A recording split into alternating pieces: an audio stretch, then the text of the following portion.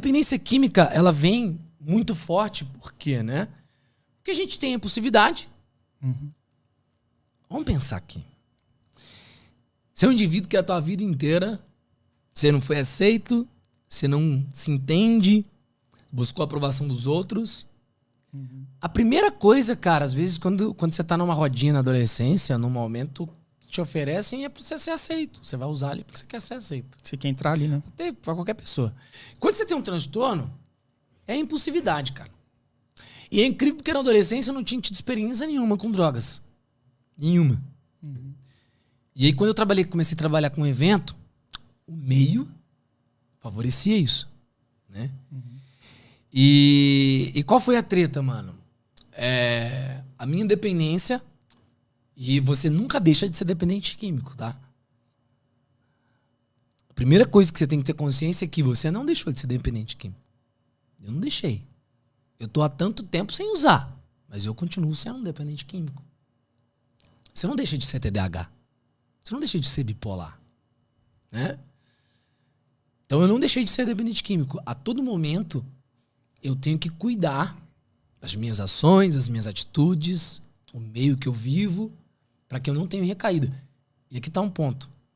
Se eu tiver recaída, como eu já tive, a recaída não invalida os dias e o processo que eu tive de evolução da minha dependência. Mas voltando, o que acontece com a gente é o seguinte. A minha dependência química, ela aconteceu por conta da... Deixa eu como eu perguntei, né? Por conta da... Foi relacionada à cocaína, tá? O que acontece com a cocaína? A cocaína, ela libera a dopamina. O neurotransmissor que inunda o cérebro do indivíduo. Aliás, a droga que inunda o cérebro do indivíduo com o neurotransmissor dopamina se chama cocaína. E aí o que acontece? Num cérebro do indivíduo que tem uma produção desregulada? É tudo que eu preciso. É tudo que eu preciso. E a cocaína, no meu caso, ela silenciava a minha mente. Caraca. Ela me mantia muito bem. E ela faz isso com as pessoas. A treta da cocaína é porque a cocaína, ela faz com que você se sinta bem, se dá um poder. Você imagina um indivíduo que sempre se sentiu apático, um indivíduo que se sentia fragilizado, traumatizado, ele tem uma sensação de poder. Quando você toma Ritalina e Venvance, te dá uma... O primeiro sinal é uma início, elevação dessa... Você imagina isso vezes 10 com a cocaína? Caraca, bicho. E aí, pela primeira vez, eu tive... A minha mente silenciou, cara. Eu tava ali, me estimulado, né? E tanto que existe uma pesquisa que 45% dos indivíduos que são viciados em cocaína têm um transtorno como TDAH. Caraca. Isso é quase metade, velho. Você tá entendendo? Então, o que aconteceu comigo foi... Que aí olha que coisa louca, né? Se você toma álcool na balada, não sei o que, e você fica bebão, desregulado, a cocaína me regulava.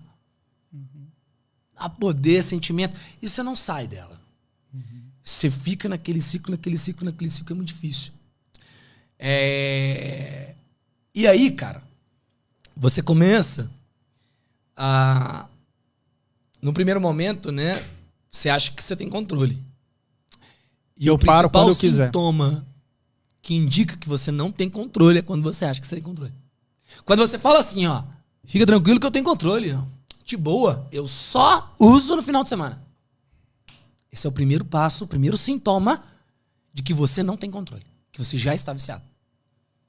Porque eu falei, não, eu só uso em dia de evento. Eu comecei a usar quarta, aí comecei a usar toda vez que ia tomar uma cerveja, né?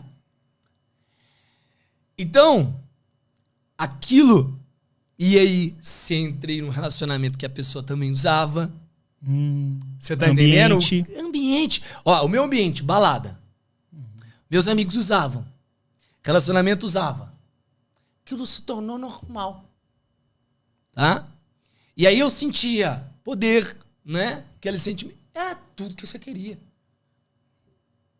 E aí você começa a usar, depois, pra só ter paz na tua cabeça. Eu comecei, por exemplo, chegar em casa e eu não queria falar com ninguém, sabe? Mas eu queria ter paz na mente, a mente do TDAH gritando, a mente do TDAH hiperativa. Aquele caos, eu falava, eu preciso. Eu usava. Pra ter paz. Caraca. Pra ficar tranquilo. Olha o negócio, Você a tá bola de entendendo? neve, A bola de neve. E aí, meu amigo, a treta é que pra sair disso, depois de anos, é muito difícil. Foi anos, então. Sim, pô. Eu trabalhei em evento muito tempo. E isso arrebentava... E depois de já fazer o tratamento do TDAH, eu tive recaídas. E os prejuízos que isso trazia pra sua vida, cara? Vamos lá. Primeiro, né? Você imagina. Você não percebe, né? Mas você começa a se afastar das pessoas. Tá? Você começa a ficar mais antissocial com algumas pessoas. Você não tem mais paciência. Performance. Você fica sem dormir, pô. Tô falando da minha, né, pessoal? Da minha específica, tá? Performance. Não tá falando de foco e performance. Sono desregulado. Como que você tá entendendo? 3 dias virado. Você tá entendendo? E olha aqui. Eu tenho TDAH. Isso potencializava os sintomas. E eu tenho transtorno bipolar. Puta que pariu. Isso me colocava em estado de mania. Olha que coisa louca. Então, quando eu usava, eu entrava, era o gatilho pra eu entrar nos estádios e nos episódios de mania. Eu acelerava o meu processo de transtorno bipolar. Inclusive, o transtorno bipolar não é igual o TDAH que você nasceu com. Você nasce com um gene ali. E você desperta ele durante um evento traumático, uma dependência química. Eu tive todos os, né?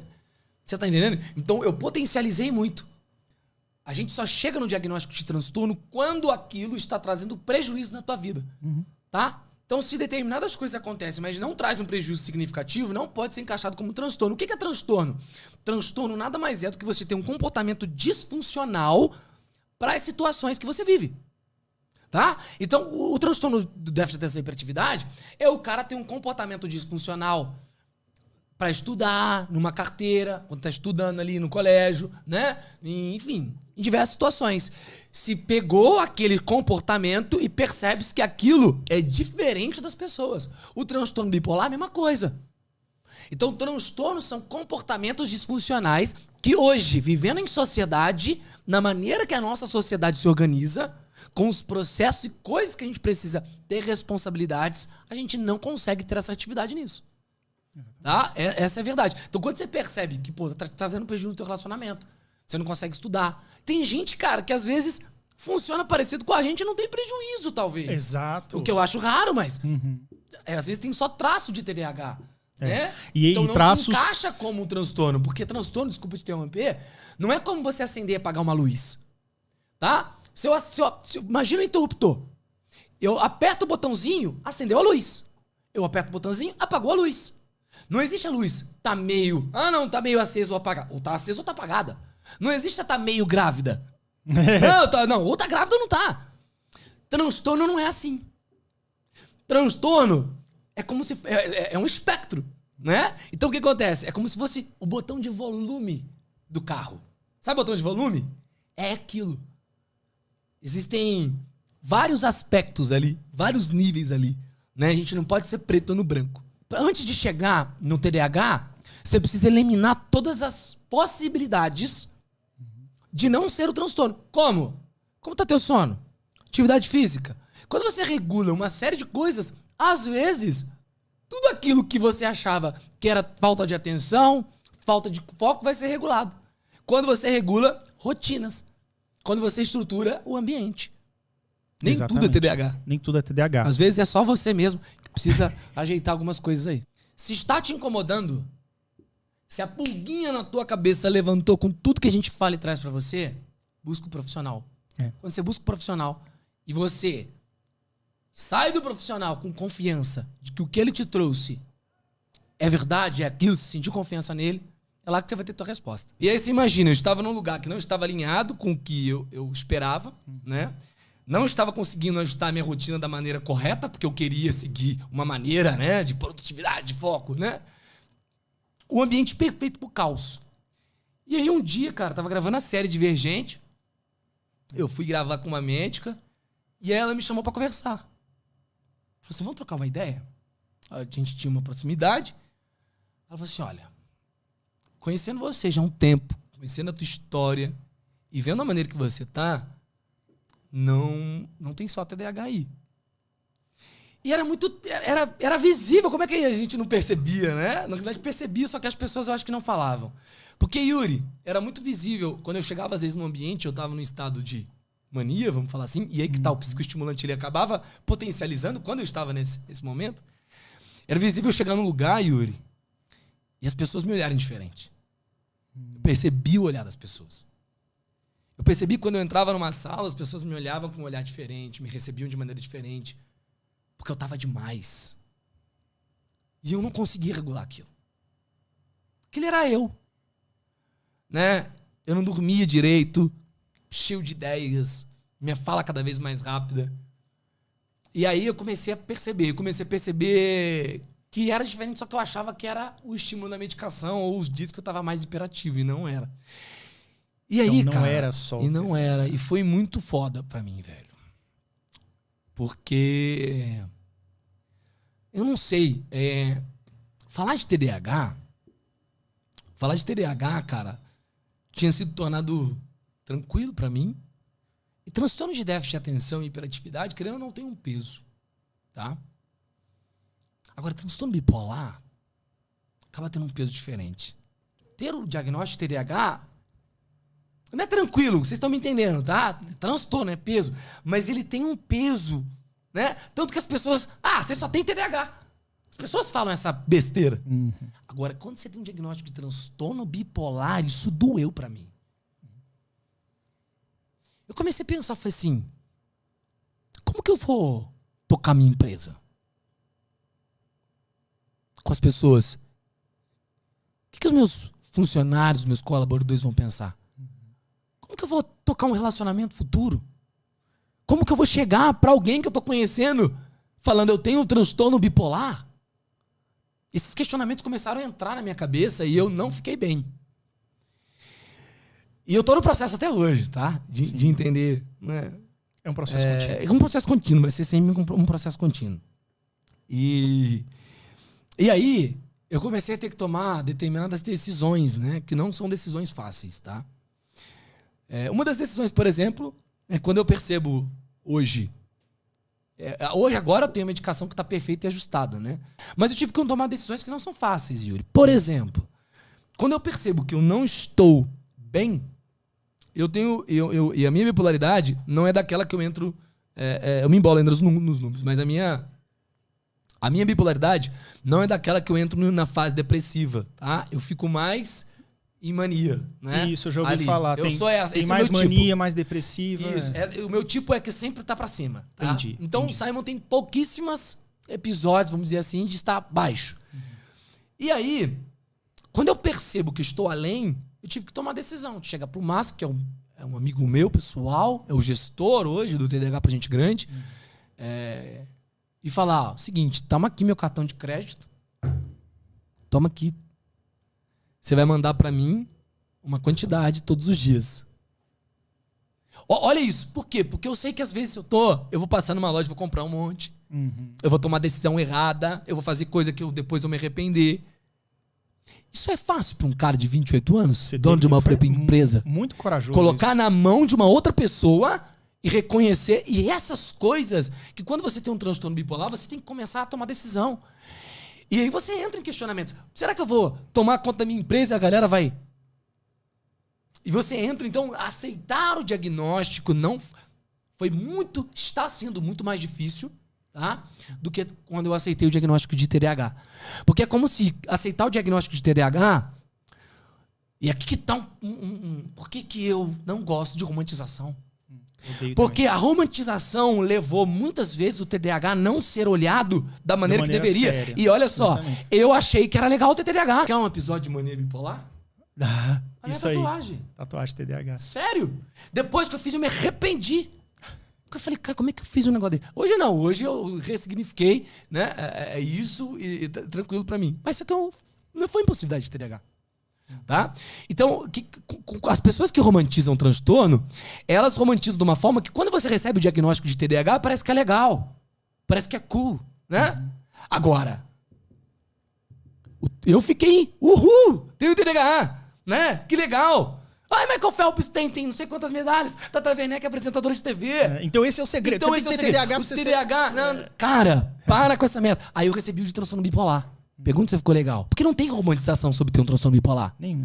Me fala aqui, agora. Você pode saber algum artista, alguma celebridade que tem. Mas me fala se eles colocam essas pessoas no pedestal. Não. Você tá entendendo? Então, quando eu recebi o de TDAH, eu nem busquei tratamento. Eu nem refleti sobre o transtorno. Eu não refleti sobre... Você tá entendendo? Agora, quando eu recebi do bipolar, eu estou ainda mais difícil em aceitar o diagnóstico. Só que me fez refletir, me fez buscar o tratamento de maneira muito assertiva. Pergunta hoje se eu abandono o tratamento do transtorno bipolar. Não, e nem quero. Por mais que demorou eu me ajustar à medicação. Por quê? Porque nunca me romantizaram o transtorno bipolar. Agora, pro TDAH, pergunta quanto tempo eu levei pra levar a sério o tratamento. Eu nem dei ideia quando eu tive diagnóstico com 19 anos. E aí o que aconteceu? Abandonei vários empregos, faculdade abandonada, dependência química, tentativa de suicídio, depressão. Aí depois de toda essa merda, aí que eu fui buscar, olhar e buscar um tratamento. Então por que não pode romantizar? Eu tô pegando aqui um indivíduo que tem os dois transtornos. Quando eu tive diagnóstico de um, por romantizarem, eu agi de uma maneira.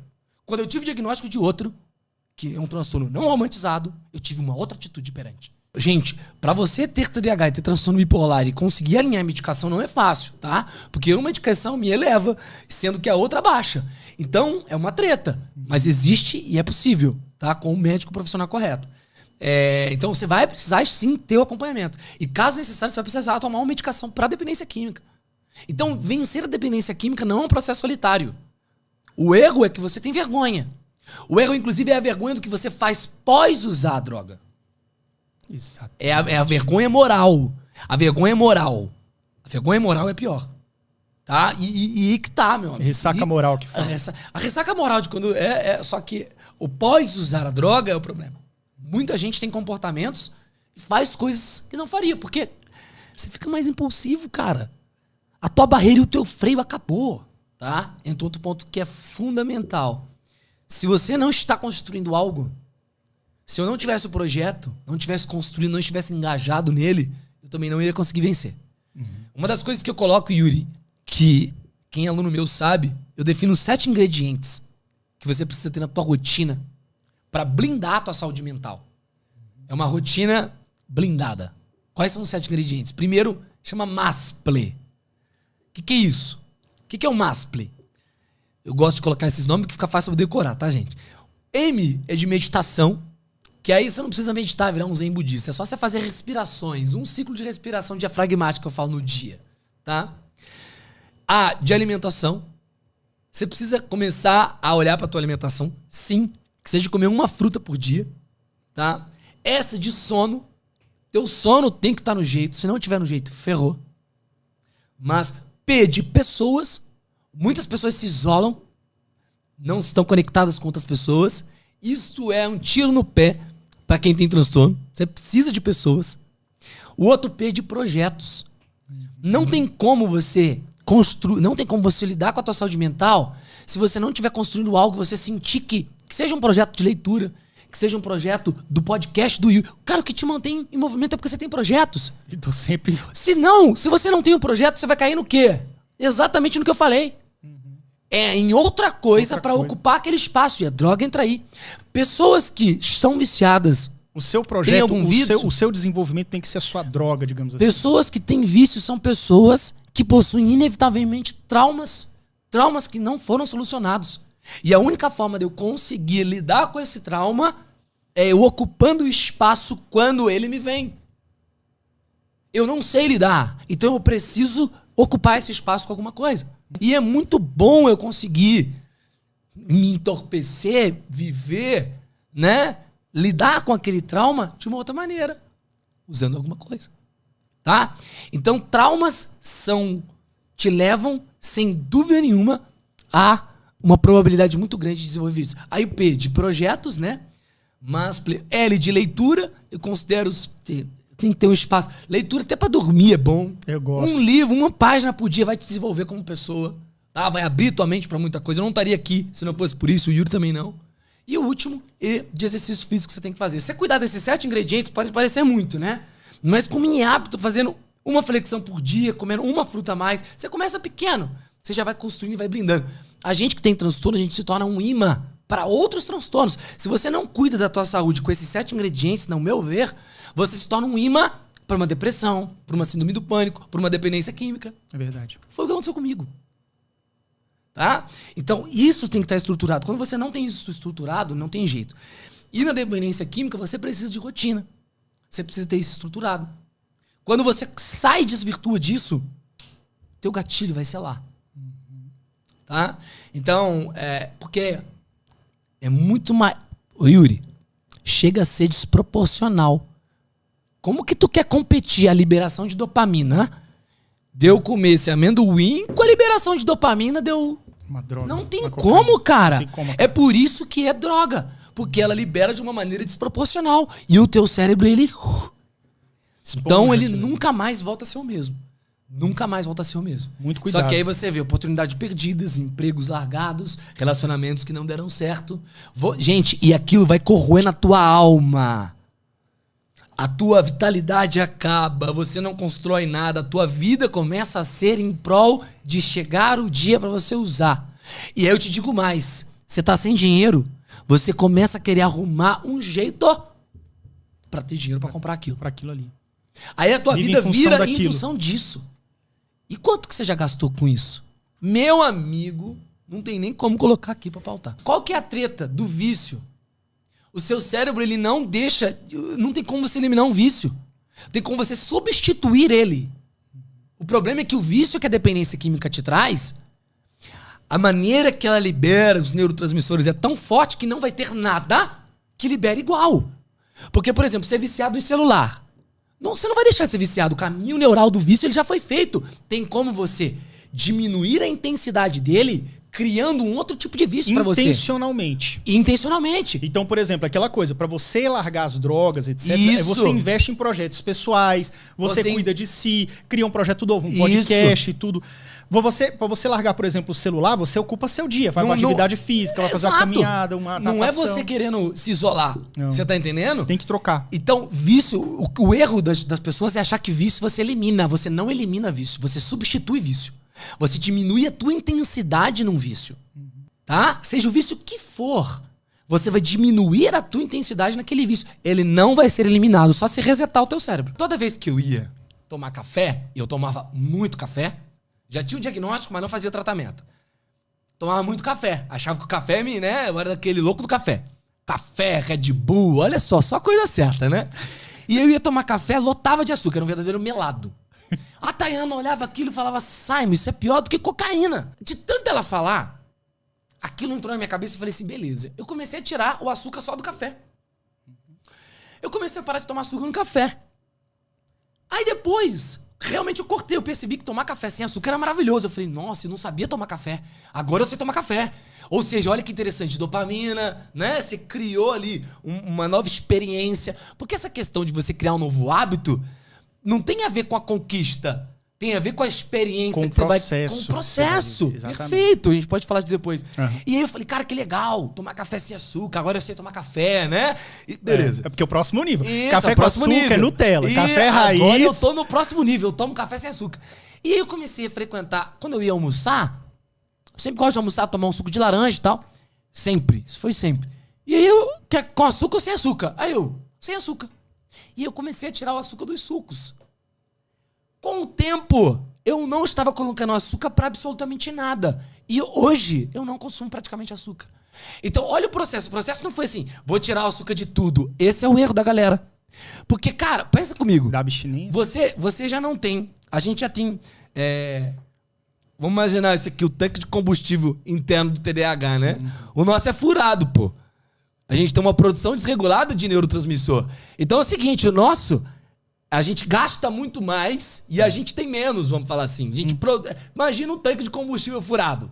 É esse que é o nosso tanque de combustível interno, de recurso cognitivo. Aí você imagina um indivíduo que tem um TDAH. O dia inteiro ele tem que colocar energia pra se policiar pra não consumir açúcar. Não posso consumir açúcar no café. Não posso consumir. Só que o dia inteiro ele tomou decisão.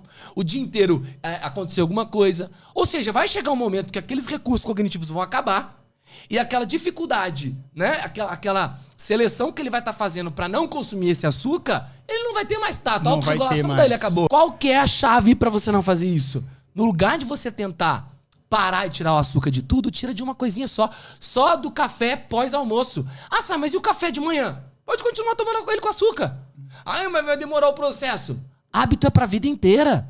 Então você vai levar... É isso, pô. Pega a estratégia, adapta a tua vida. Por isso que eu falei, mini hábito e micropasso é exatamente isso. É você conseguir entender que é uma coisinha. Depois você ajusta essa, você vai pra outra e pra outra. E você não percebe.